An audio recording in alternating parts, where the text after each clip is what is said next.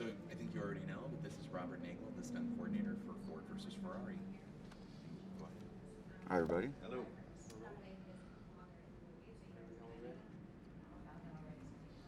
Okay, same question I had for him. You were driving some super performance cars and then I guess some tube frame lookalikes. What were they like to drive at speed, trying to replicate the originals? Were they better, worse, or scary? The Super Performance was fantastic. The other ones were awful. I'll leave it at that. And especially, again, he also said, how do you hit your mark in a moving vehicle at 100 plus miles per hour every single take? It's seat time and building that skill set.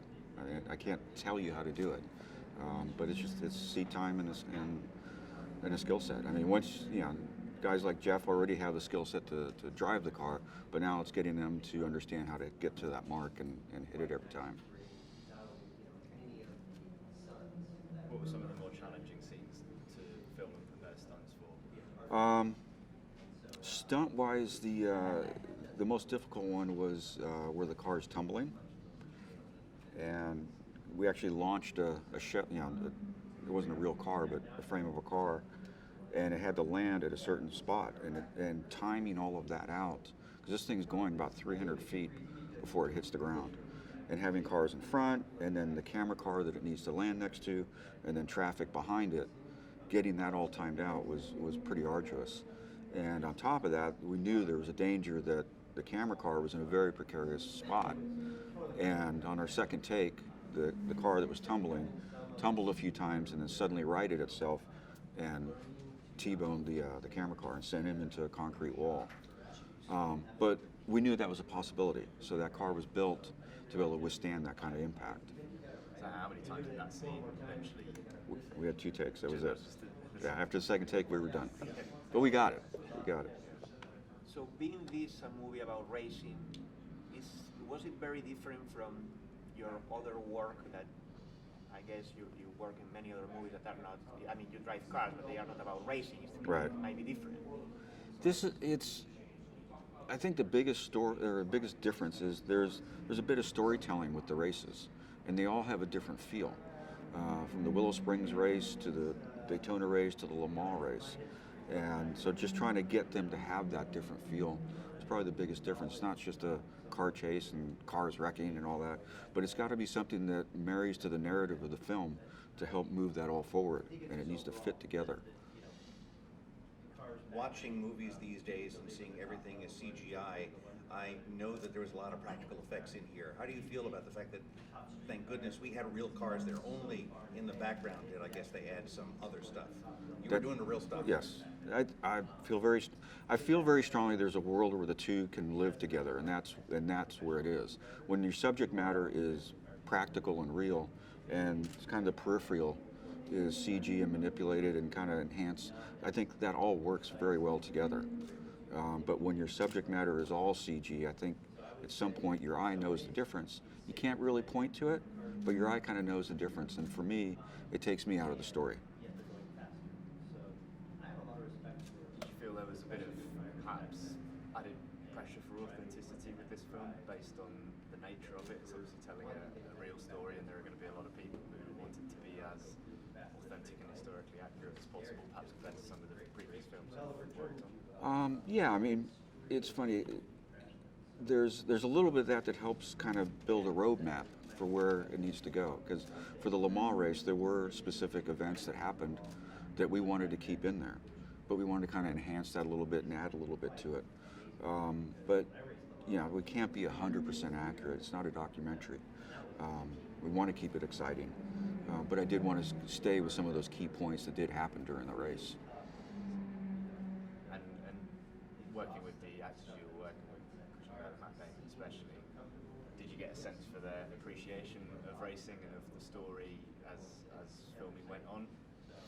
I think they both came to the table with an understanding that this is really there's a lot involved in doing this, and the time we spent with training Christian, he certainly walked away with a huge understanding of it, an appreciation of it, but really going, this is really fun. Were they good drivers?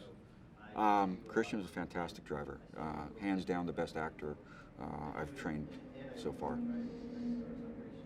What made him stand out from the other people? There's a process I go through to train them to, let's say this level, when they only need to be this level on camera. Because there's so many other elements going on when we're filming that I need to know that they can handle that kind of pressure. And I took him out to Bob Bondurant's school to train, and it was for two reasons. One, it's a great facility for training, but two, I wanted him to meet Bob Bondurant, who was obviously from this, was an icon in this era. But what I didn't know is Bob was very close friends with Ken Miles, and so there was tremendous amount of information that he got from that. And the week that we spent there, we wound up spending 4 to 5 hours a day just sitting down and talking to Bob Bondurant, which was truly, truly amazing to do. But to go further with the training, on the last day of training, Christian and I were in Formula Mazdas, which is a proper race car.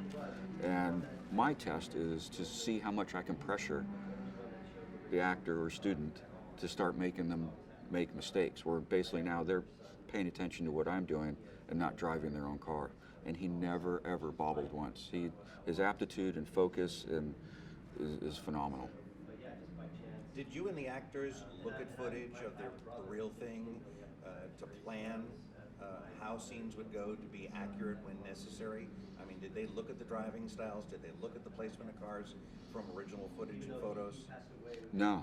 It was, as far as Christian, it was just him, just training him to drive, how to drive properly and to understand you're braking in the corner, when to downshift, when to upshift, so that all that comes together. But these guys, Miles and Shelby, did, and those races, that Le Mans finish, that Le Mans race, was there footage in there that calculated into how you ended up shooting these scenes?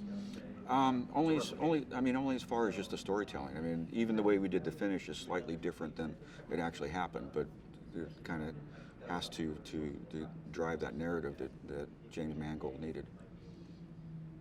Since you mentioned Bob Bondurant, I went to the school as well, and one of my takeaways was I was absolutely shocked at how fast he was. And Oh yeah. This was 10 years ago, and his mobility and speech, didn't seem all there. He got in a car, and he was a completely different guy. What did you or any of the cast sort of glean from that? Was there any inspiration in that? Bob did get in the car with Christian, and apparently he wasn't supposed to.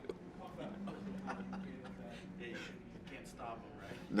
Nope. But he had a ball, and Christian had a great time, going out there with him. And I got to say that week was a tremendous experience that I'll never forget. We went as a group of journalists, and there's some hot shoes in there, and he clobbered everybody's Yeah. time in a ZR1. Yeah. And we were all quite shocked. So I think our takeaway there was just no excuses, really. Absolutely. What was your reaction when you first were told that Ford versus Ferrari? I think I pinched myself a few times to see if I was dreaming or not. It was, it's a dream project, and it had been around for a while, and I was really glad that it came back around. When did you sort of first hear about the project when things started going? I'm sorry? When did you first hear about the project and when things really started to go into I'd been hearing about it off and on. It would come around and it would disappear, and it'd come around and it'd disappear. And it was probably a month before we went into pre-production, I heard that it was coming around again. And I'd gotten a personal phone call from James Mangold to come in and talk to him. And did you think, oh my gosh, a racing movie, it's not going to make it, it's going to be another whatever? Never thought that. I said, we're going to make a great movie. Okay. In your work, do you sometimes get back or push back to the director and say, hey, no, I think we should do this way, it's going to look better, or it's just usually just getting the information from them? One of the things I loved working with James Mangold was that there was a lot of back and forth, and him not being a car guy really looked at me and Darren Prescott, our second unit director, to put together the car stuff. And I actually wrote stories for the different races, and with his approval, that's what we did. Obviously we tweaked it a little bit as we went along, because a lot of the stuff he would come to me and say, look, I understand what you're trying to say here, but how do I tell that to the audience? And so I'd have to go back, and I love that challenge of trying to figure that out. How do I explain that to the audience visually? And again, another experience that was fantastic, but that back and forth and trying to get his vision on film and to match with the storyline, it was great. Was there anything that made it into the film that made you cringe a little bit because you wanted one more shot at it? And conversely, is there anything that ended up on the cutting room floor that you really wanted to see in the movie? No, I think at the end of the day, I think we all got what we wanted. You know, there may be little minutia things, but at the end of the day, I think in its totality, it's exactly what we had hoped for. I think one of the more memorable scenes, especially for petrol heads, would be the Willow Springs race. Just an awesome phase of the movie. How long? Because there are quite a lot of what I would presume would be quite a lot of individual stunts. There was a late braking maneuver. There's the finish. That whole total scene. What was the process behind that, and how long did it all take for that entire race to be? I think we spent close to 3 weeks filming that. Yeah, and that's and that kind of speaks to what I said earlier about the storyline. That was kind of like, it's a gritty kind of street fight, if you will. You know, there was no finesse to it. Was it as much fun to shoot as the film turned out to be? I mean, there was grins. If any of us knew any of those people, you know, they matched. Looks like everybody had a lot of fun, and the film turned out to be fun too. Was it that much fun to shoot? It was as arduous as it was fun. It was quite a monster to deal with, but it was equally fun and exciting to do.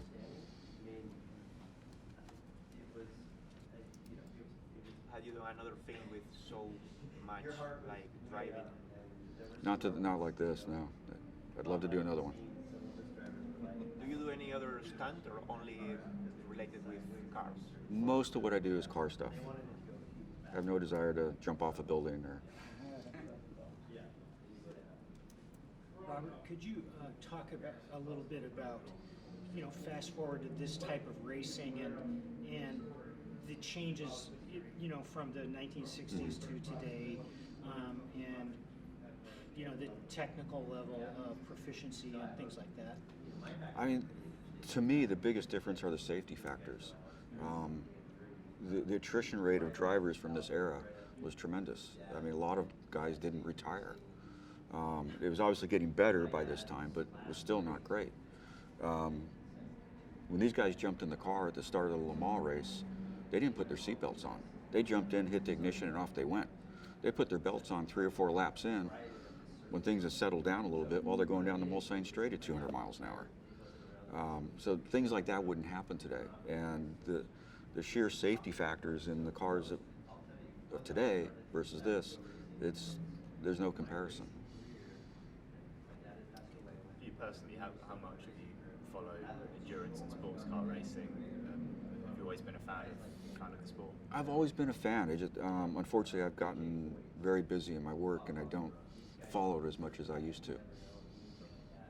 But I'm still passionate about it. And so, how important was it to have guys with like someone like Jeff, who's got LMS experience, fairly recent? For me, putting the team together, it was paramount that I had guys that could drive to that level. Because what I needed was guys that their level of expertise would exceed what the car was capable of.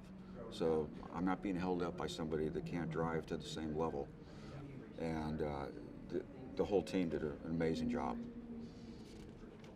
Has been safety also improving in your line of work? Yes. How many years you have been working, but I guess like. Yeah. So yeah, we're always trying to figure out ways to make it look very dangerous, but make it safer, and just coming up with different methodology for that.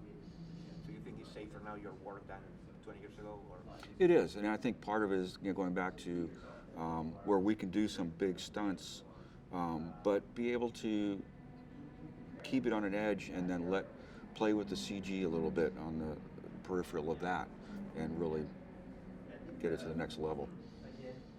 Is there any modern story that you think needs to be told, say from the last couple decades, done with a feature film of anything that happens in motorsports? I mean, I can't point to one right. I know that, you know, we've talked about this, and there are different things we could do, but I don't know that it carries the same weight as this of the Americans going to Europe and trying to conquer an Italian icon on his home turf. I don't know if it carries the same weight. Plus, all those cars in that movie are worth a lot of money. Just a little, yeah. Nothing like you would ever see in a modern car today. Yeah, there was a scene at the Ferrari factory where there's static Ferraris, and we had 3 real Ferraris that had won and raced Le Mans, and I think the totality of their value exceeded our film budget. Yeah. Speaking of scenes at the Ferrari factory, the arrival scene with the exterior, there's a Divco milk truck with Ferrari livery. That milk truck's made in Detroit. Do you have any idea why that was chosen? I as well? don't know. I'm not. It Yeah, just unless made my unless eyes we're pop up. unless we're blowing it up or running it at speed, I don't know. What's the background behind the name of it eludes me now, but you have this camera tool, sort of camera car that you're able to use. The biscuit rig, is that what That's you it, yeah, sorry. What's the background to the creation of that? I understand that it was made for this film, or? No, so it goes back to, and its namesake comes from a small film called Seabiscuit. Alan Padelford, who designed it, had built this enormous platform for them to film the horse racing scenes for Seabiscuit. And because it was so enormous, they affectionately called it the USS Seabiscuit. After they finished with that film, that piece of equipment went on to Aviator. And while they were filming Aviator, a brush fire came through their base camp and burnt everything to the ground, including that rig. A couple of years later, Alan Padelford called me to collaborate to not rebuild that one, but to make a new version, and one that was more commensurate to be able to use on the street and use for car work. And while we designed it and built it, we kind of trying to figure out what to call this thing. And so we jokingly called it the Biscuit Junior.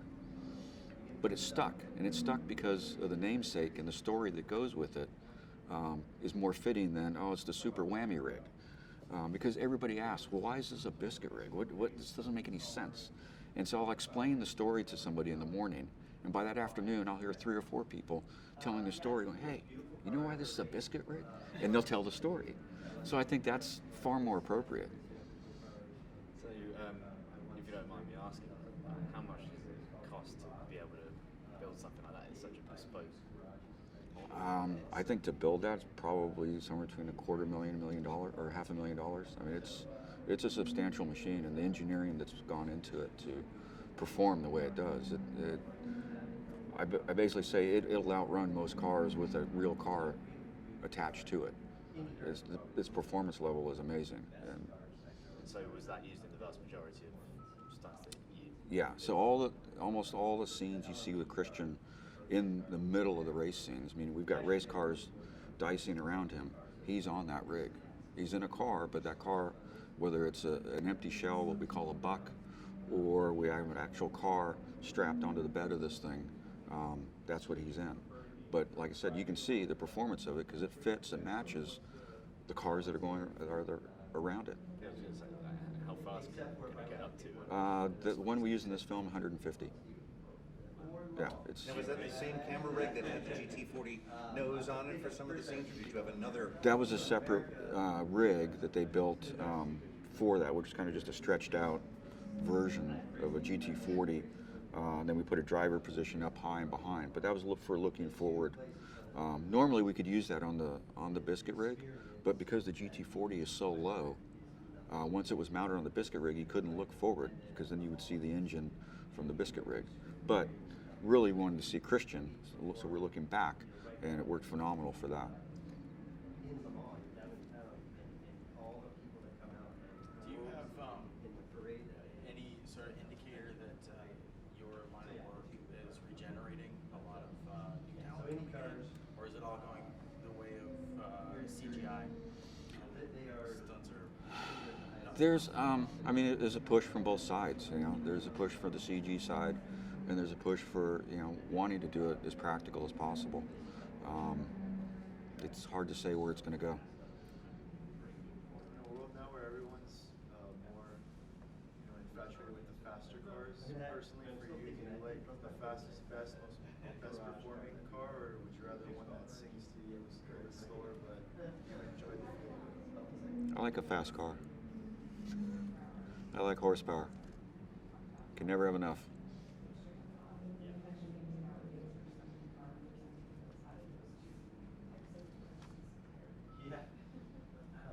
And the silence falls on you. So I asked the question of Jeff as well. I said I went to the movie in November with my 84-year-old uncle and a couple of his cronies, contemporaries, and my uncle had not been in a theater in 5 years, but he actually had met Dan Gurney somewhere. Oh, great. Was involved in the story, and in the action sequences, they were rocking in their seats. And we were in an IMAX, so it was rumbling. And I just when you were making these scenes, making the film, did you have any inkling that it would be so visceral and impactful? I was hopeful of that, and I love hearing that, and that makes me feel like we really did our job well, because that was our goal, and that was the discussions I had with James Mangold, was to make this the best film that we can, and as realistic, and to give the audience the experience of what it's like to be in Ken Miles' seat. I would hope Henry Ford II really did get all wibbly wobbly when he actually took the ride. I really hope that he was Right? You don't know any different. I don't. Some of these were, for the film, but they work. We can hope. For the scenes at Road Atlanta, which I think had included the canon. That was at Road Atlanta. Presumably, track time is of the essence there. Did you have to get everything wrapped up in Yeah, I think quite a quick window? I believe we only had 2 days to film there, and we did a lot of work in those 2 days. Yeah. And then the rest of it, am I right in saying the rest of it was based sort of on roads outside of Road Atlanta? But there was a lot. Yeah, we had a country roads in Statesboro for the Mulsanne Strait, and then we had this track that I didn't even know existed in Savannah. I think it's called the Grand Prix track, and we broke that into sections for different corners. Like we had the White House corner, we had the S's and Tête Rouge, and to be able to duplicate that. We also had part of Tête Rouge on the Statesboro, that long straightaway at the end of. So it's all piecing all of that together. And So what was the circuit? I think it's called the Grand Prix track. It's a track near Savannah called yeah. Roebling Road. No, No? it's not that. Oh, it's right across from the It's on- downtown Savannah. Yeah, it's on the island where the golf course is. No, yes. Yeah, I went there and went, what is this? They hold the vintage races prior to the Hilton Head Concours there. Okay. And it was started for Formula racing and didn't really. Yeah, I think they did one pro race there and that was it. Privately owned. I drove open wheel there. I know what you mean. It's an interesting place. Yeah. We've every morning I would drive the track to make sure, because it's open to the public, by the way. So when we finished filming, we had to pull all the barriers down, so there was public access. So every morning before we started, I would drive the track to make sure there's no debris, whatever. And I don't remember when, but one of the mornings I came around the corner and there's an alligator parked in the middle of the road. And I looked at him and he looked at me and he said, "Yeah, and what?" It's not going to work for continuity. You gotta Yeah. And he didn't budge when I pulled up. So we actually had a wrangler for snakes and alligators and all that. And I called him on the radio. Oddly enough, the second he pulled up, the alligator pushed himself up and ran. But he didn't care that I showed up. He'd seen him before. Yeah, probably.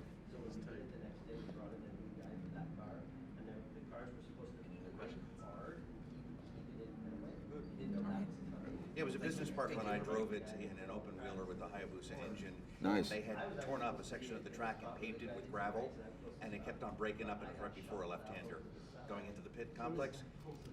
Not a fun place to be doing your first open wheel No, race car. no. We'll keep you awake, though. Thank you. Appreciate it. Thank you. And tell Paul to learn to drive better. Tell Paul. Tell Paul to